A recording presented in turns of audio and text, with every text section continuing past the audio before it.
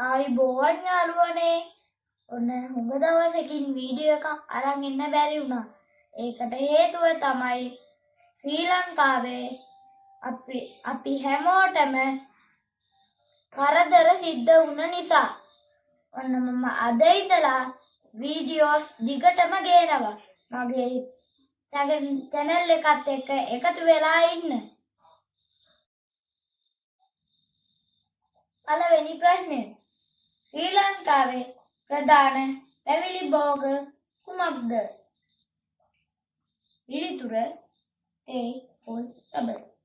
ආයමත් කියනවා ශ්‍රී ලංකාවේ ප්‍රධාන වැවිලි භෝග කුමක්ද? පිළිතුර තේ පොල් රබර්. දෙවනි ප්‍රශ්නය. ශ්‍රී ලංකාවේ වැඩිම වර්ෂාපතනයක් ඇති ප්‍රදේශය කුමක්ද? පිළිතුර වටවල. ආයමත් කියනවා ශ්‍රී ලංකාවේ වැඩිම වර්ෂාපතනයක් ඇති ප්‍රදේශය කුමක්ද? පිළිතුර වටවල. තුන්වෙනි ප්‍රශ්නය. ශ්‍රී ලංකාවේ මාර්ග ජාලයේ දිග කුමක්ද? කිලෝමීටර 92862යි. ආයමත් කියනවා ශ්‍රී ලංකාවේ මාර්ග ජාලයේ දිග කුමක්ද? කිලෝමීටර 92862යි. හතරවෙනි ප්‍රශ්නය. ශ්‍රී ලංකාවේ ජාතික මාර්ගවල දිග කොපමණද? කිලෝමීටර 11671යි. ආයමත් කියනවා ශ්‍රී ලංකාවේ ජාතික මාර්ගවල දිග කොපමණද?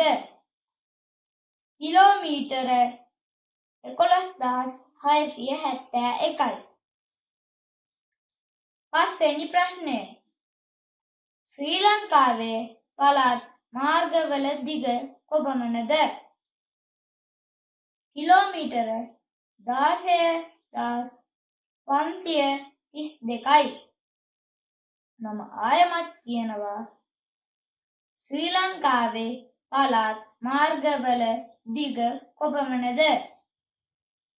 16532යි. හයවෙනි ප්‍රශ්නය. ශ්‍රී ලංකාවේ ග්‍රාමීය මාර්ගවල දිග කිලෝමීටර 64659යි.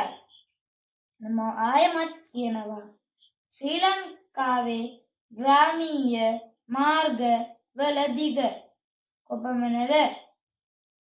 පිළිතුර කිලෝමීටර 64659යි.